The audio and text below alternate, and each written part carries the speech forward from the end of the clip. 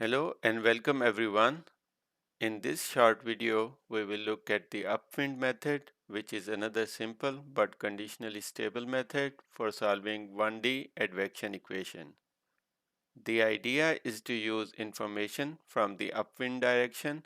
For example, if the transport direction is from left to right, which we saw in the previous video is the case when the advection speed c is positive. In this case, the upwind direction is to the left. And when the transport direction is from right to left, which is the case when c is negative, the upwind direction is to the right. Now, for positive c, we can use one-sided approximation to partial derivatives of u with respect to x and get the upwind scheme.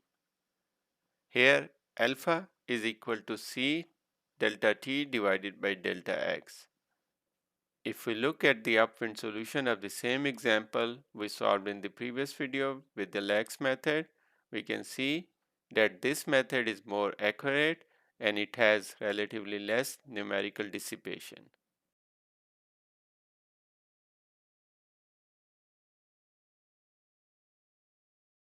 Please subscribe to my channel for more videos like this.